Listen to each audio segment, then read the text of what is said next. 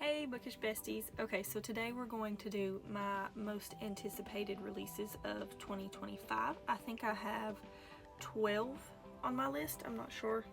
I did not get all of the dates for these. I have the books and the picture of them will be right here and the authors, but I forgot to get the dates. Okay, so first up is Onyx Storm by Rebecca Yarros, because duh. So this is the third book in the Empyrean series, I think that's what it's called, or Empyrean Saga, I don't know, something like that. But it's Fourth Wing, Iron Flame, and Onyx Storm, and I'm super excited for this third one. I know a lot of people are. And then I'm excited for Great Big Beautiful Life by Emily Henry. If you know me, you know that I am absolutely 100% obsessed with Emily Henry. If she writes a freaking manual to something, I'm gonna read it. I'm gonna read whatever this woman writes. And this one seems super cute because I think it's following like two writers or something who are trying to compete to see who gets to tell this famous woman's story or something. I don't know, that could be crazy and totally different, but they are trying to both write, you know, they're listening to her, so they're doing interviews with her, and they are attempting to write a mock-up, and she's going to choose which of them she wants to tell her life story. And obviously we know they're going to fall in love, whatever, but I think that's really sweet. And if the woman dies in it though, that's not going to be pretty.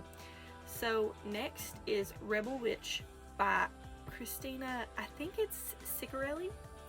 I'm really sorry if I'm pronouncing that wrong, but this is the second book in the Crimson Moth series. So the first one was Heartless Hunter. I think in the UK though, the title of it is The Crimson Moth, but here in the US it is Heartless Hunter. So it's the second book in that series. First one was following a girl who was so she was a witch, but she had to hide it because they were after all of the witches and they were hunting them, and she was known as the Crimson Moth, but nobody knew that she was the Crimson Moth. And so they were trying really hard to catch the Crimson Moth because she was trying to help other witches get away before the king or the kingdom or whatever could get them and kill them.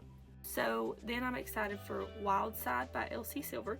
I already read Wild Love and Wild Eyes. Wild Love was good. I enjoyed it. Cute. These are just like cutesy single dad romances. And I liked Wild Love, but I much preferred Wild Eyes, and so it made me really excited for Wild Side because I wasn't sure if I was going to continue the series, but it was super good. I'm excited for Say You'll Remember Me by Abby Jimenez. I've never read one by her, but this cover, I don't know, this cover's just doing something for me, so I think that will probably be the first one of hers that I do end up reading. I'm really excited for it. Isn't it cute?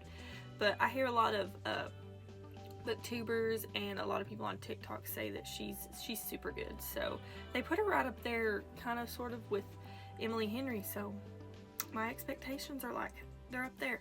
Then I have Dating and Dragons. So this is not one of the more popular releases.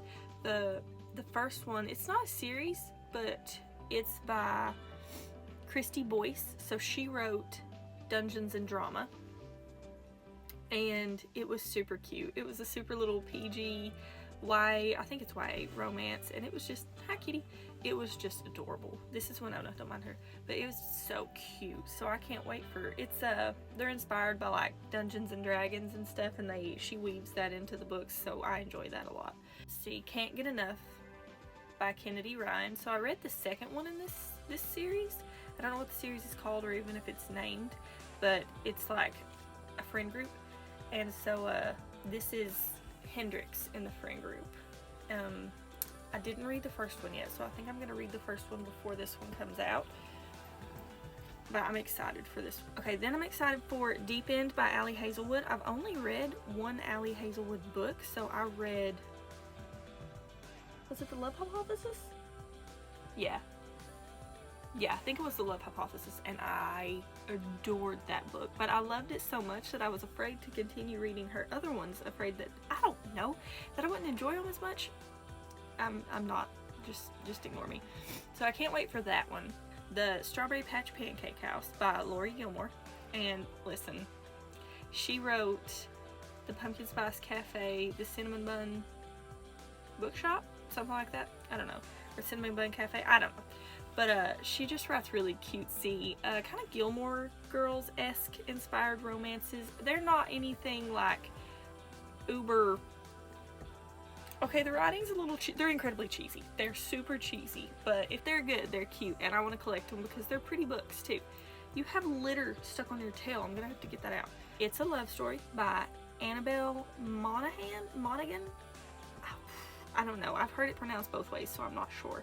But I've never read one of hers either, and I think that that is the one that I'm gonna start with, just because, once again, the cover is really cute, and I can't decide which one to start of hers. So I'm just gonna start with the new release because it's fun to look for new releases to come out, and I'm gonna go get it.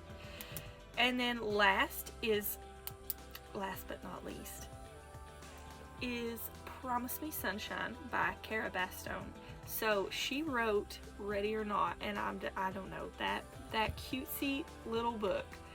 But so that is all for now that I have. Well, honorable mention would be ACOTAR book 6, I think it is, but nothing has been released about it, and she hasn't said anything. So, but I'm hoping soon. So that's what I'm excited for in 2025. Those are all my anticipated releases, and I hope that maybe you'll be excited for some of these and pick them up too, and let me know how you like them as I'm reading them as well.